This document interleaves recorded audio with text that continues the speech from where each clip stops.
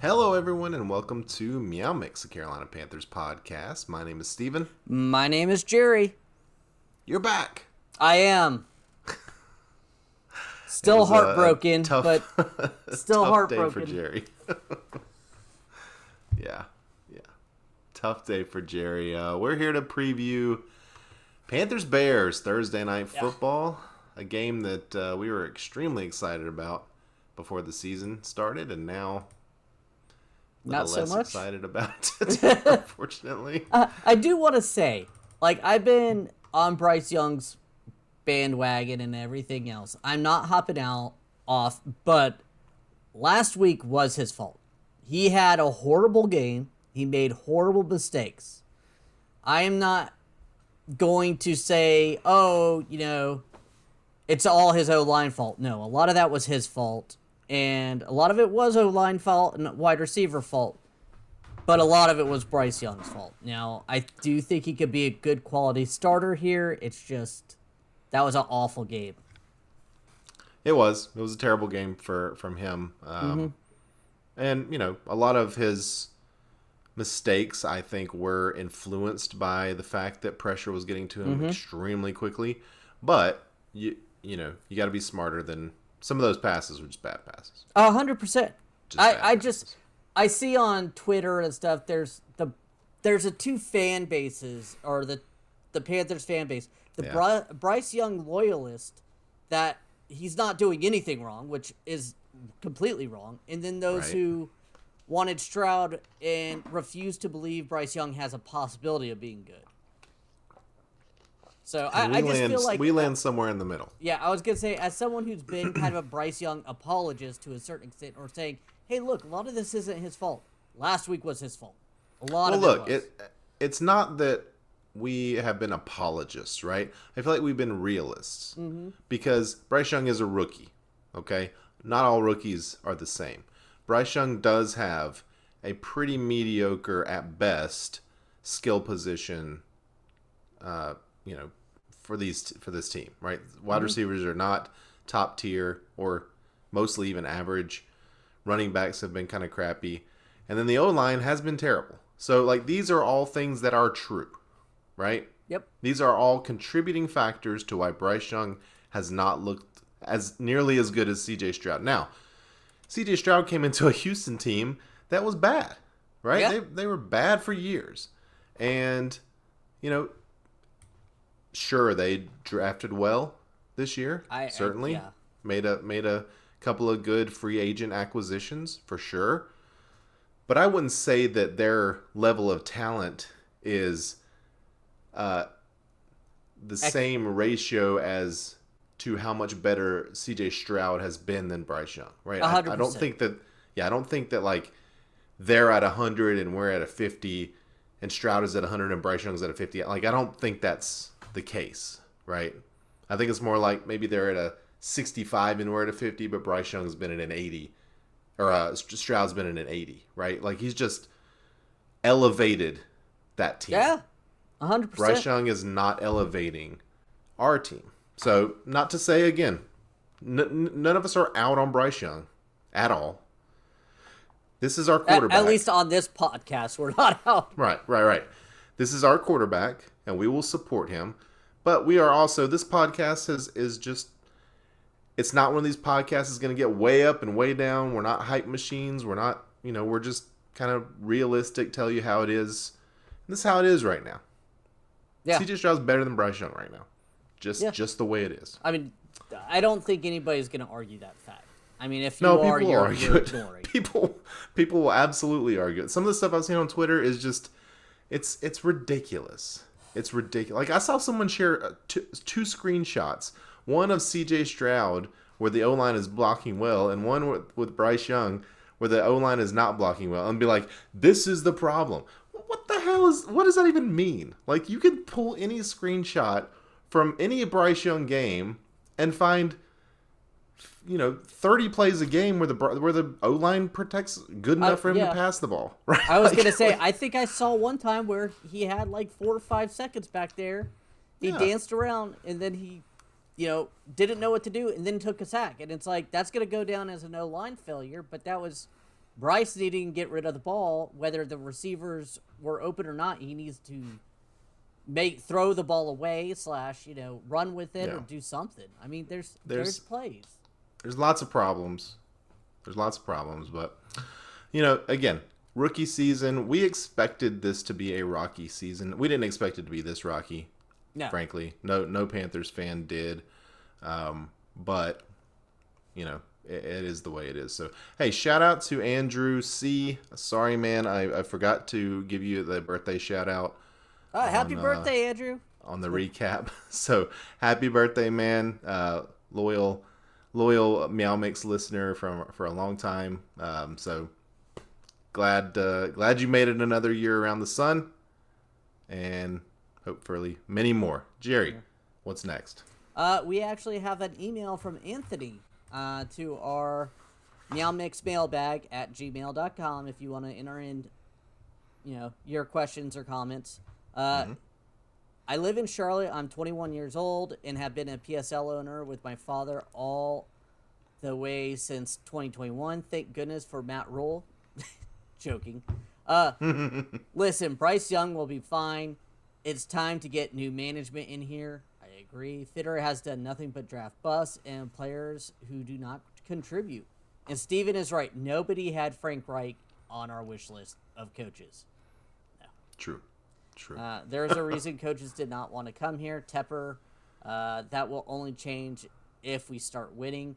We should have traded Burns since our GM is playing hopscotch with this whole situation. Agreed. I think another bad move. New front office will do wonders for this team. I like Bryce out of college, and he's been up and down. Truth is, we're not ready for a rookie QB. Love your work y'all do on this podcast. Thank you. Thank you.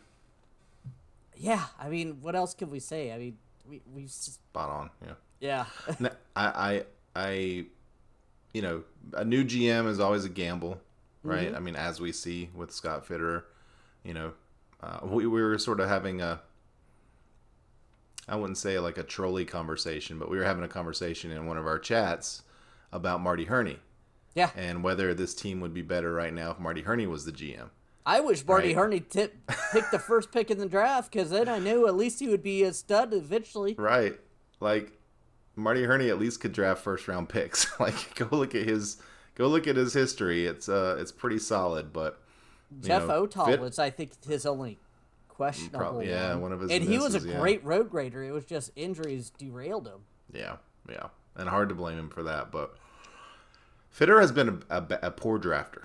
Horrible. He's made bad decisions. He's picked the wrong players at the wrong times when better players were available, and not just better players, but players that were widely considered to be better options, such as Patrick Surtain over J.C. Horn. How much different would this franchise look if just that decision was made? Yeah. Right? I think that's a pretty obvious one. But, I mean, you're going to look back at these Scott Fitterer years, particularly at the drafts, and just they're not going to see a lot of hits. I mean, if you look back at his drafts later in the rounds, there's no real hits either. Yeah, he's not good at getting those diamond-in-the-rough players that good teams seem to get. That has just not been the case here. So, yeah. Unfortunate, but I think, man, I don't know. Part of me thinks that for sure he'll be fired, especially if the season continues to go the way it goes, or it's been going. But part of me also wonders, like, is Tepper going to give him one more year? Going to give the tandem of Fitterer-Reich one more year? And here's the thing, is if they fire one, they need to fire both. They can't keep doing this backwards Russian roulette of GM and head coach. It doesn't typically work. It has failed here twice now. He needs to figure this out. Go ahead and fire them both. I mean, I think both deserve to be fired anyways right now. So I don't see why you would, oh, no, I want to keep Fitterer. No. I mean, oh, no, I want to keep Frank Reich. No. Right. And to your point, I think, I agree. I think I would love just to start over because it does not seem like this is going to work. But if you're going to keep Fitterer, then you need to keep Reich. If you're going to keep Reich, then you need to keep Fitterer. I agree. Because if you're going to do the reset, then like you said, you need to just blow the whole thing up and reset the entire front office, coaching staff, everything. They need to come in together to hire the GM first, and then go and get the coach that fits with the GM's, vision for the team, because that's what the GM is for, to put the team together, right? Yeah. And I mean, Mrs. Tepper, Mr. Tepper, don't have your input on coaching. That's it. That's all I can say. Hire football people to make football decisions. Yeah. And let those people make the decisions. 100%. Like Frank Reich has said many times in press conferences, that he's got to sit down and answer to Tepper every week. And they have to have these conversations every week. I don't know that I love that. I don't know that I would love to coach a team where the owner is just looking over my shoulder at every single thing. Now, that doesn't work in any workplace. I was going to say, I don't like that in my job. Like, right. If somebody was coming in there every week asking me questions or anything. I mean, I do have to sit down with my manager and be like, hey, this is what I'm working on and stuff. But that's a little bit different than, and it's not adversarial. Yeah. Like, it feels like this is adversarial almost. Mm-hmm. Like, you're not doing what I hired you to do, which is fair, but like, at least give him a chance to do it. Like, don't just, not every week having these meetings, having these, keeping pressure on. Some guys just don't work well like that. I think Frank Reich is one of those guys. If you're going to hire people, even if it's the wrong people from our perspective, if you're going to hire them, at least give them the opportunity to figure it out, right? Yeah, and I also think if you meet them every week, I feel like you said, it wears on them and stuff like that. But if you don't call them up or do that meeting or something every week or so, you do it that one time, it means more, in my opinion. Sure. And it also shows trust. Yeah. It shows that you trust these guys if you do let them do it. Because if they don't feel like you trust them, then it's going to affect their performance. It just is. They're going to make decisions that they might not normally make. Yeah. So, well, thanks, Anthony. Thanks, Andrew. Both you guys for emailing in. We appreciate all the listeners. Like Jerry said, if you want to have a chat with us, just reach out. All right, let's move on to the news. Jerry, your first item here. We suck. Yeah, we suck, guys. We suck. All right, our second item here. Panthers sign linebacker Blake Pokemon Scam Martinez to the practice squad. Yes. Now, if you don't know about Blake Martinez, I highly encourage you to go Google him and see what he's been up to since he retired from football a couple years ago. But just in terms of football, this is a guy that's had a lot of starts, got a lot of tackles. I wouldn't say he's like, a top tier linebacker, but if he's as good as he was when he retired from football, he's a good depth piece. Yeah, I mean, we have tons of injuries happening on the linebacker side all season. I mean, if he could come in and help, make solid tackles because his team, for some reason, doesn't know how to tackle, don't know how ever got where he is. But seriously, he's a practice squad guy right now. Probably get elevated depending on circumstance. At some point, yeah. Yeah. I mean, the Pokemon scam, he retired to, sell Pokemon cards and then scam people. So, yeah. That's supposedly, allegedly. Allegedly, yes. Allegedly. He says that there's a lot of false information floating around out there. Yeah. But there is a lot of smoke. And he was blacklisted from all, trading of Pokemon cards in that community. Yeah. Which is, see, I didn't even know that could happen, but it happened, supposedly. Yeah, well, that's a sign there that something went wrong, right? Something was not the way it was supposed to be. Jerry, quick question. Favorite Pokemon? Well, I'm going to have to say Eevee, as we nickname our daughter Eevee. Yep. Yep. Well, you kind of cheated there, didn't you? Damn straight. All right. All right. Last piece of news here: linebacker Chandler Wooten, unfortunately, placed on IR. Probably will miss the rest of the season, based on what Frank Regg said today. Knee injury, I believe.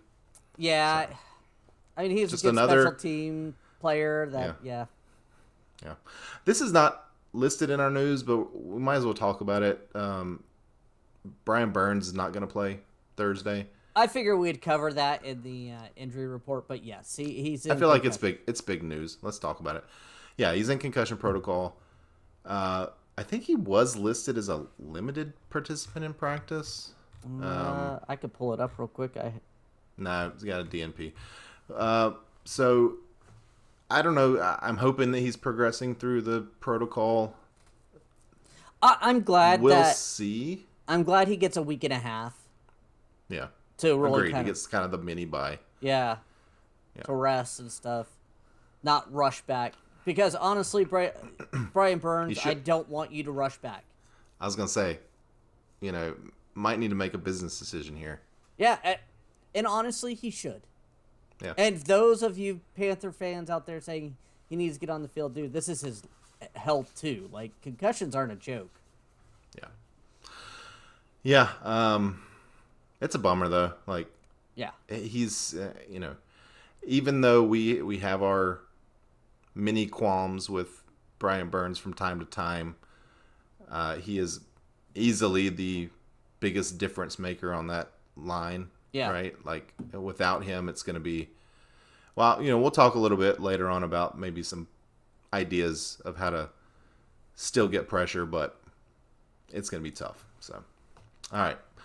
Let's move on to the PFF grades from last week. Jerry? This is not going to be pretty. Top 5 on offense: Stephen Sullivan, Ike Ekwonu, Miles Sanders, Hayden Hurst, and Bradley Bozeman. 74 for Sullivan, 73 for Ike, 68 for Miles, 67 for Hayden Hurst, and 61 for Bradley Bozeman. 61 is the top 5. We'll just that's not pretty. Icky had hold on. Oh, go ahead. Go ahead. I was gonna say Icky had a pretty bad pass blocking grade as well as Miles Sanders. So, well, Miles Sanders is a running back, so I'm not gonna kill him. But Icky's pass block grade is that's a problem, and that's a consistent problem we've seen all year long. Shout out to Stephen Sullivan though. I mean. Me and the tight ends. I like. You'd like yourself a nice tight end. I do, and Sullivan. I mean, he's always feels like the athletic ability for him is probably the best on the team in terms of that position. So I'm hoping that we get to see more of him moving forward because I like him. I think he brings a different element to that position. Yeah. And the bottom 5, we're going to go ahead and start off with Jonathan Mingo at a 54.4, Taylor Moton with a 53.7, Terrace Marshall Jr., he actually got 31 snaps like we wanted, but he pulled off a 52.2, Adam Thielen, 49.8, Calvin Throckmorton, who's had a pretty good season, but he had a 43, and lo and behold, bottom of the totem pole, Bryce Young, 39.8. 2 pick sixes will do that. Yep. That is a rare occurrence, and when it happens, you deserve to be at the bottom of the heap. 3 wide receivers also in that bottom 6 that you read there. So, those all go together, right? I mean, Bryce and the 3 wide receiver, that was just a terrible offensive game. Yeah. Terrible. All right, moving on to the defense. This is very small. Can you read it? I can't even read it. Open your eyes, sir. All right, number 1 in a surprise appearance, DiCaprio Boodle. 42 snaps. I came in leading the charge, 80.4. Hats off. He was targeted 5 times. He did give up 4 receptions, but obviously he's doing something good in coverage. He had a bunch of good hits, and I think he might have had maybe a tackle for a loss at some point. I'm not sure, but He, yeah, I mean, he only targeted 5 times. I think that's worthy of note. And I don't think he gave up that many yards. So good job by him. I noticed him. He was out there. I noticed him during the game, and 42 snaps is pretty good for a guy that has not played all season. I would not be shocked if I'm looking at these numbers right, if he ended up getting a starting role, earned it last week. I mean, yeah, I agree. Brian Burns comes in second, 79.2. He had a really good run defense last week. I mean, that's something he's struggled with. Hey, congrats. Frankie Louvu, number 3, 78.4. I mean, he's always up there, man. Frankie Louvu's just a beast. Nick Thurman had a good bounce-back game, 72.1. And Shy Tuttle, 69.4. Yeah. Good. Yeah, I mean, I have no problems with any of those. All right, I can see the bottom 5 here. So, C.J. Henderson, common figure in the bottom 5 with a 57.7. Deion Jones, only 12 snaps, 56.9 for him. Dante Jackson, 55. Troy Hill at the bottom of the list with a 27.8 on 23 snaps. And we'll just throw Derek Brown in there, 59.4. Yeah, Shy Tuttle had a really good game. Derek Brown had a pretty unremarkable game, I guess. So, but again, the defense I thought was pretty good. Yeah, and besides Troy Hill down there at a 27.8, 28 point coverage, I mean, on 23 snaps, I think everybody else has done a decent job. Like I said, I wouldn't be shocked if we see DiCaprio get a starting role. Yeah, I mean, he's earned 42 snaps that's almost starter snaps. I mean, well, did C.J. Henderson get an injury? He did, but I think he's gonna be okay. Well, he's out. He's out. Concussion. He's out this week. Yeah, there we go. So he will get to start. Likely, yeah. Likely. I don't know. I guess let's take a quick break, and we'll come back and we'll do the game preview.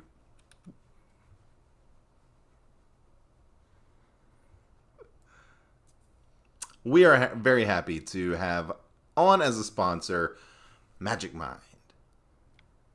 MagicMind.com/meow. Promo code meow20 to get 20% off your first order or 87% for subscription. I believe that is 87, right? Look, my mind is remembering because I took Magic Mind. I know what you're saying. This is all flub and everything, but I've tried it. Take it with your morning caffeine and stuff like that. And in the afternoon, you don't get all drowsy. You don't get all sleepy and stuff like that. You actually can continue to mentally go. It doesn't cause you the late night jitters. It doesn't give you the jitters during the day. It just is a natural, all natural type of energy. I highly recommend trying it out. Give it a couple days back to back, and then you'll see for yourself. Yes, I believe that they are considering making their new motto, Magic Mind. It helps you mentally go. I mean, I'm serious. Like, I know at work, like, if I start struggling, I'll, like, read something, like an email I wrote, like, that at that time, and I'm like, what was I writing? Yeah. But not with Magic Mind. No. I know what I'm saying. Your grammar is 10 times better than it normally is. Taking Magic Mind, even the pack we got, which was 5 days worth, right? After about 3 days is when it kicks in, right? And all this stuff that it has in it, it's got, things that give you mental energy and focus. You're more productive. You sleep better. Just all the things Jerry said. It's all the natural ingredients. There's nothing processed in here. There's nothing bad for you. No carcinogens that you've got in all these other energy drinks or Monsters or what, I don't want to get in trouble, but all the stuff that all these energy drinks that just aren't good for you, honestly. Like it's got matcha. You don't have matcha in those things. There's no There's no lion's mane mushrooms in those things that give you wings. No, lions don't have wings, right? They're Unless, fluffy. except for Aslan from The Lion, the Witch, and the Wardrobe. He has wings. Aslan? I don't remember. Didn't have my magic mind today. Uh, either way, check it out, as Jerry mentioned at the beginning of the promo, www.magicmind.com/meow. That's 56% off your subscription. Oh, 56. I said 86. I'm sorry. Slightly different. Meow 20% off of your order in perpetuity. So check it out. Magic Mind. And we are back, and we are going to preview Week 10 against the Chicago Bears on Thursday Night Football. Do you think Al Michaels is stoked to spend some of his last remaining moments talking about this game? Absolutely. Who wouldn't be? I'm sure he'll be around for many, many more years. I am excited to watch the Thursday night Primecast that you showed me. Oh, man. Prime Vision. Prime Vision. Yeah, that's going to be fun. It like shows the play art as they're doing it. It's really cool. Just yeah. I assume this game is going to be simulcast on local TV as well. But if you're going to watch it through Prime, that's the way to watch it. Yeah. It's very cool. Very cool. It's kind of like, you know how they on ESPN or, you know, any of the other stations that show football, when they're watching replays or something, they'll kind of highlight players and, or, you know, the, what's the Amazon stats thing that they say? I always think of the John Madden, like, little telethon that he used to draw on it. Boom, yeah. Go, zoom, bop, boom. Yeah. In the end zone. It's not as annoying as that, but it is very cool. It gives you lots of stats. Next gen stats is what I was thinking. So it's kind of like next gen stats, but live. Yes. It's very cool. It's very cool. All right. So the Bears are 3.5 points, 3.5 point favorites here in Charlotte. It's in Charlotte, right? I think so. Give me 1 second here. No, I don't think it is actually. It's in Chicago. We might have to edit this out. Nah, we're not going to edit anything. I'm not spending that much time. For some reason, yeah, it is in Chicago. Yeah, it's in Chicago. That's right. So it's in Chicago. Only 3.5 point favorites at home for them. I'm a little surprised. That it could be because Fields is like they're not sure if he's going to play or not. So over under is 39. That's about as low as we've seen. I mean, to be fair, Panthers average 17, Chicago averages 20. So yeah. I'd take the under, honestly, even if I wasn't sure who was going to win. So yeah, that's the spread. Trivia, Jerry, do you have trivia? Yes, I do. Okay, I didn't skip it this time. Ring of Honor inductee Muhsin Mohammed played his whole career in a Carolina uniform, except he did have a stint in Chicago. How long did Muhsin Mohammed play for the Chicago Bears? 3 years. You are correct. I knew that. Yeah, old Moosey and Peppers, two Panthers icons that spent a decent amount of time in Chicago. And I guess Greg Olsen also. Greg Olsen was drafted in the first round by Ron Rivera. Yeah. Yeah. Lots of, there's a lot of give and take between us. I mean, DJ Moore is playing us today. True. Or DJ Moore. On Thursday. Deontay Foreman. Yeah. God, Deontay Foreman should still be a Panther. I still don't understand that whatsoever, but add that to the not list try to of get him back. Fitterer failures. All right. Well, let's take a look at the injury report. Unfortunately for the Panthers, it's a long one, but we'll start with the Bears. Josh Blackwell listed as full practice participant. Kerry Blazingame, concussion DNP. Jaquan Brisker, concussion full practice. Good for him. Nate Davis, DNP. Tremaine Edmonds, DNP. Justin Fields, limited practice. Khalil Herbert, full practice. Okay. So Khalil Herbert's coming off IR, I guess? Yes, that's what Okay. I read earlier today. Okay. So he may be back in the lineup. Cole Kmet, DNP yesterday, full practice today. Would imagine he'll play. Terrell Smith, DNP, with an illness. So So yeah, you never know how he's gonna. short week. Yeah, could be. Equanimous St. Brown, one of my favorite names in football. Equanimous St. Brown, full practice, and then Tyreek Stevenson, full practice. For the Panthers, Brian Burns, as we mentioned, going to be out with a concussion. DJ Chark did not practice. CJ Henderson did not practice, is going to be out with a concussion. Laviska Shenault did not practice. Would imagine he'll be out. Steven Sullivan did not practice. Don't love that. Luigi Villian did not practice. Xavier Woods did not practice. All right, the rest of these guys are full practice. Von Bell, Raheem Blackshear, Akeem Aquanu, Marquise Haynes. Good to see him back. Frankie Louvu and Tommy Tremble. So I wonder if, I don't know if Marquise Haynes, it'd be nice if they activated him and he could play. Yeah, because with they're Burns gonna. being out. I was gonna say they're gonna need some pass rush help. And Well, I have an geez, I idea mean, about look that. at how many did not practices. I mean, I know. And it is a short week, so it's really tomorrow, I think, is going to be like if we Wednesday. can get some of these guys back to practice tomorrow, that'll be good. But what I mean, we've talked about Frankie Louvu as a pass rusher Mm-hmm. all season long. They haven't used him that way consistently. Don't you think this will be a good opportunity to line him up there and see what he can do? Give him 20, 25 pass rushes instead of 6 or 7 that he normally gets? I think that would be awesome, but I also haven't Who's going to really. take his spot?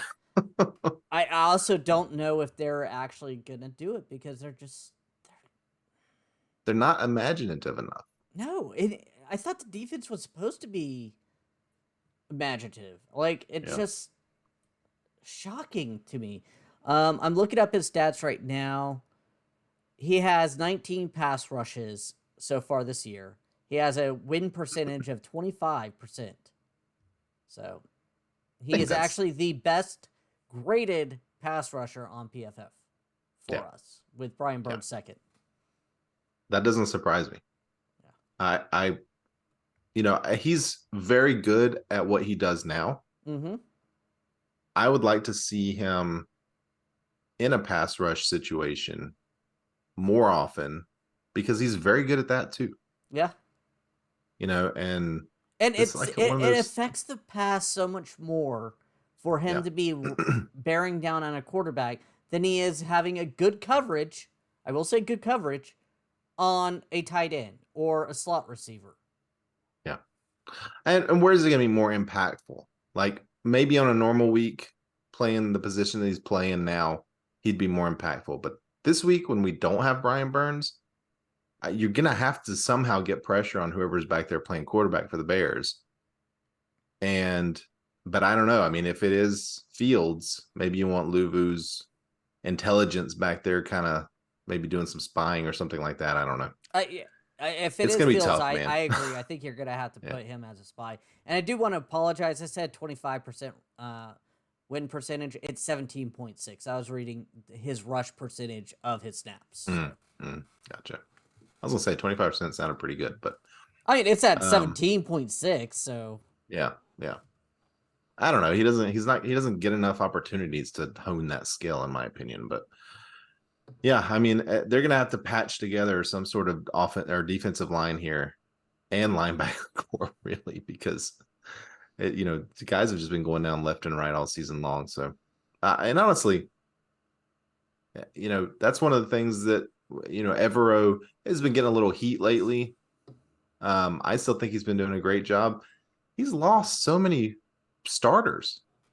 yeah. It's just again, it's hard to grade. You almost have to grade on a curve this year with everything, just the way things have kind of worked out. But all right, let's talk about the ways the Panthers can win this game. Even if it's just a moral victory. Yeah, well, the Bears are not a super team. Like this is a game that theoretically the Panthers have should at least have a shot at winning, Agreed. right? Yeah. What's our first key, Jerry? Bryce Young has to play better. Chicago has a 28th ranked defense against the pass. He needs to play better. He needs to play smarter than he did last week. We were seeing him ascend, get better every game, and then all of a sudden last week he looked shell shocked and lost. Crash back down to earth. Yeah. Yeah, agreed. I mean, as he goes, the Panthers offense is going to go, and he hasn't gone enough this season. I mean, even as he was getting better, they're still not scoring any points. No, they haven't scored points all season long. It's even the game that they won, they scored 15 points. Like, yeah, we've got to get something going on offense here, and I don't know.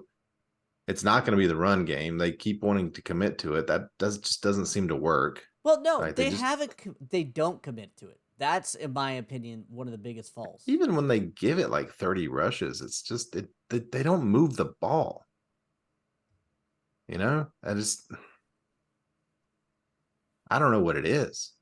Just a lack of skill somewhere, lack of imagination with the scheme, lack of execution. I mean, it's just everything's going wrong. I personally think it's a mixture of what you just said. Lack of imagination and scheme. I think they need to run back to the power run game where Icky and the O-line was better at, instead of the zone run scheme that Frank Reich brought over, because it's not working. It doesn't seem, these players don't seem to be well fit for it. Yeah. So they've got to do something different. I'm so tired of seeing the same crap every week. Yeah. And it is crap. It is. It very doesn't much work. crap. Doesn't do anything. So next key here, the O-line needs to play better, Jerry. Yes. I mean, Chicago averages 1.1 sack a game.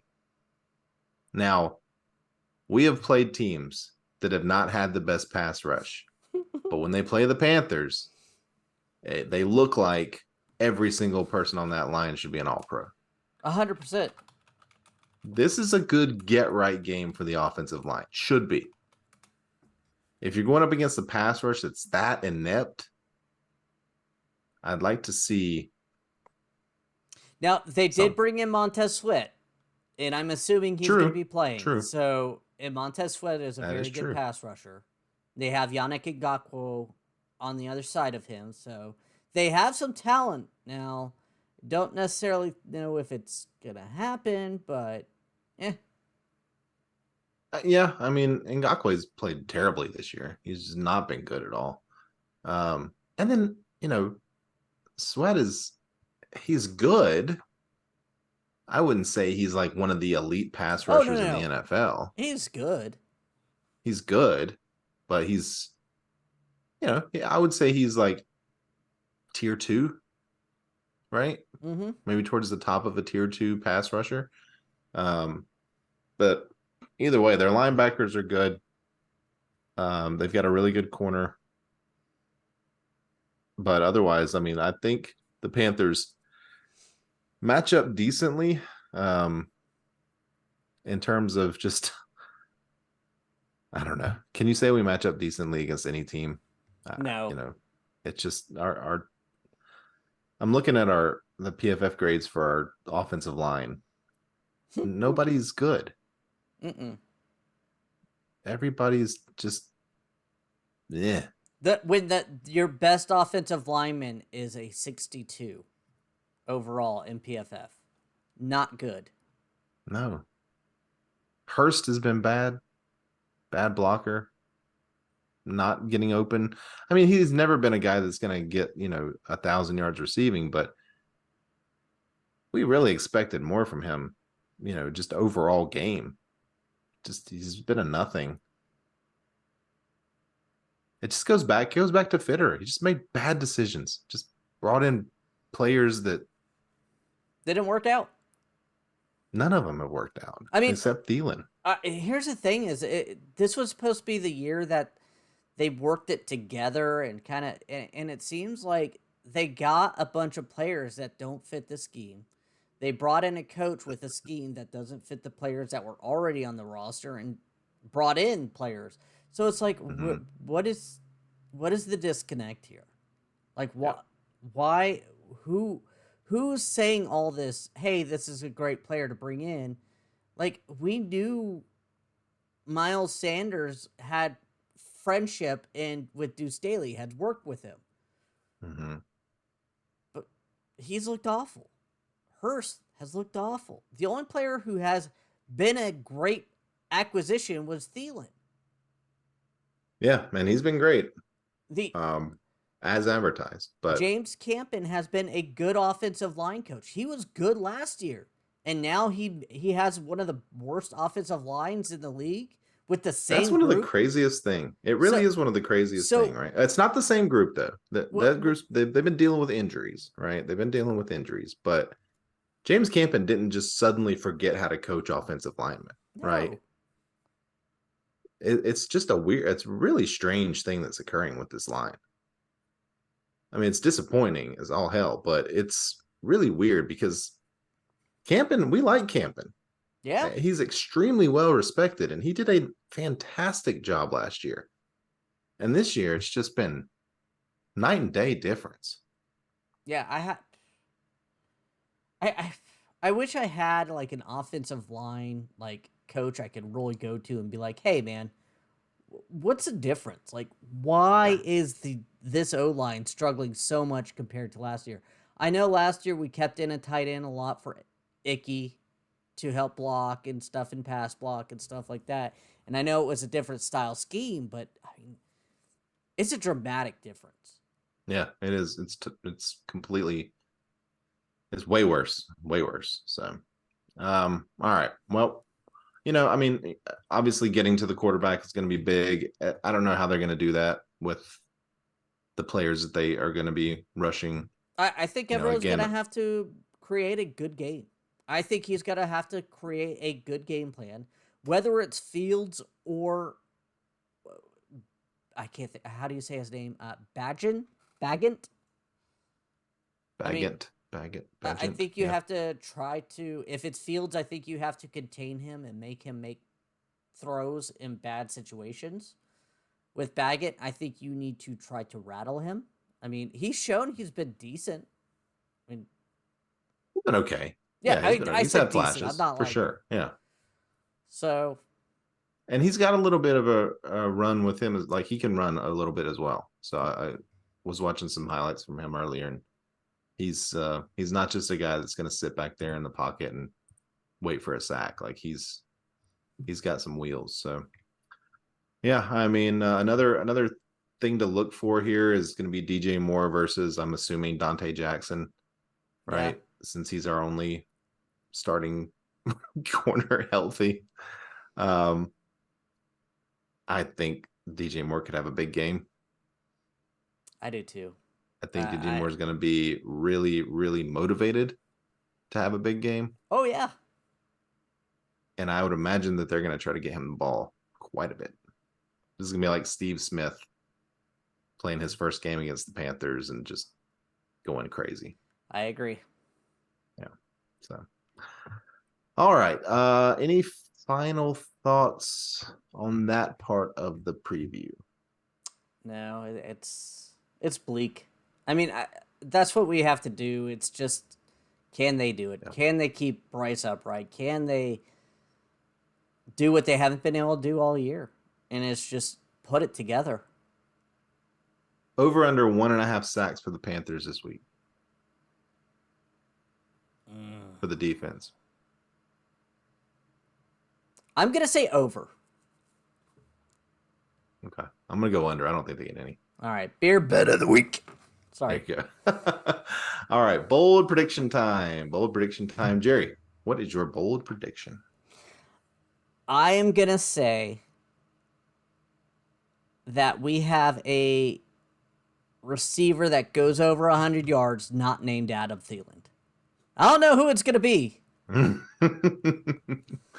This is what passes for bold this time of year, I guess.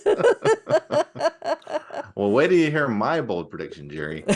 I think Miles Sanders is going to have more rushing yards than Chuba Hubbard in this game. Ooh, I can see that. I could see them because he did kind of finally show decent. Yeah, he actually had a little bit of a spark last week. Yeah, so I could see them trying to prove that signing wasn't as horrible as it was. Yeah, I think it'll be more of a split this week between the two.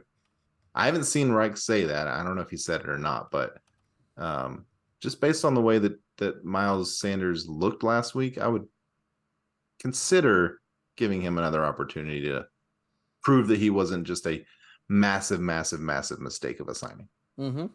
So, all right, game predictions. I do think the Panthers lose this one, unfortunately. I don't know that it's going to be particularly close because the Panthers can't score more than 15 points.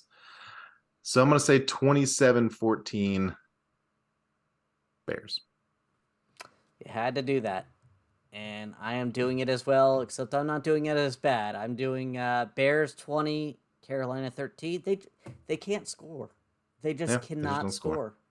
I mean, prove us wrong, please. Please yes. prove us wrong. Please prove us wrong. All right, let's take a look at the other NFC South games really quickly. The Saints are going up against the Vikings. That actually should be a fun game.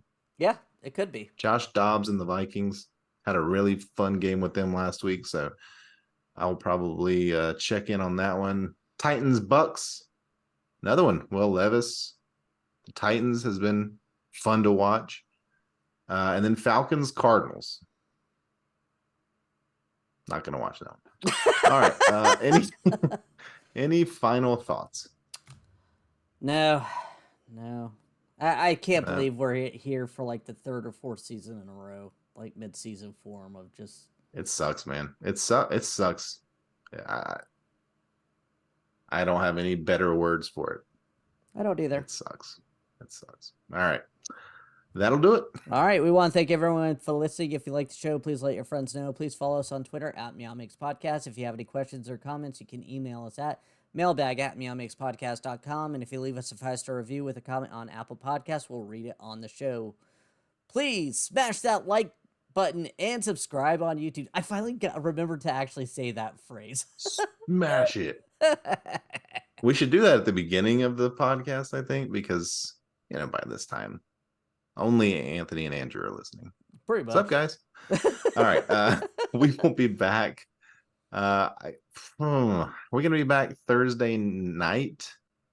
We're going to do this thing Thursday night. I don't know. We got to talk about that. Yeah, Depends. Panthers win, we might be back Thursday night. If they lose, I don't know. We'll be back at some point, but we will recap that game. And until then, everybody stay safe out there and keep pounding.